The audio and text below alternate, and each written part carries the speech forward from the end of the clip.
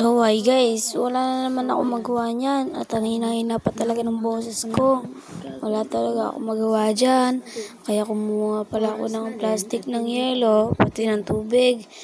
Una, hindi nyo talaga makikita yung tubig guys. Sana pag like, share, follow kayo. Nag-iisip ako kung anong gagawin at iba-vlog ko dyan.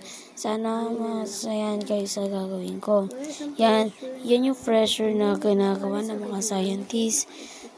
Kahit wala akong magawa, yan yung napilit akong i-vlog ngayon kasi wala naman talaga akong magawa guys. Kaya yan, tinuturo ko sa inyo kung ano yung pressure at saka yung standing. Yan, tinatry ko yung standing dyan. Kaya unti-unti napuputol yung vlog ko dyan. Napahiga na ako dahil sa standing na yan. Yan, matibay na yung standing guys. Yan, nagkwento pa talaga yan ako maya-maya. Hintayin niyo yung magiging kwento ko. So yan, binublow ko pa rin yung lobo. Baliw na ata ako dito eh. Ba't ba ako blow na lobo? Tas yan, tinali ko. Pero sisirain ko rin yan maya-maya. Mahirap talaga mag-vlog guys. Kahit baguhan ka pa, kahit tanongin mo sa mga ibang vlogger, mahirap talaga mag-vlog. At yan, sinasabi ko na para yung standing dyan. Hindi nyo talaga maririnig kasi ang ihina ng boses ko. Tsaka may mga natutulog na nga pala.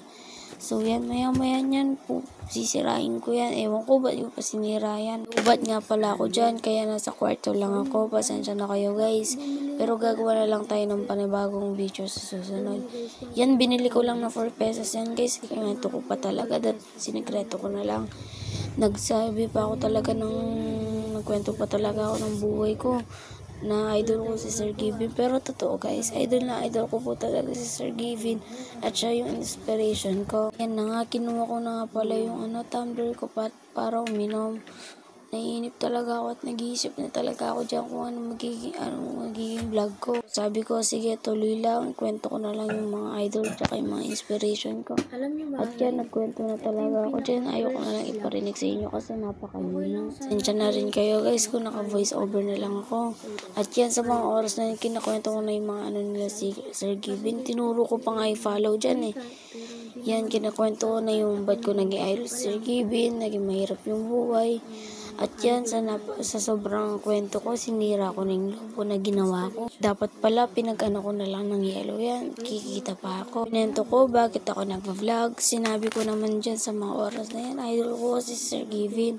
At saka naghihirap na kami sa buhay. Hindi porket may bahay kami, naghihirap pa rin kami. Ito yung pinaka-first vlog ko guys. Kung mag-follow man kayo, salamat. Kung hindi man, salamat pa rin. Tsaka guys, naputol yung video na to. Kasi ngayon lang ako gumawa ng mga sa CapCut. Wala man akong alam. So yan guys, sinira ko na pala.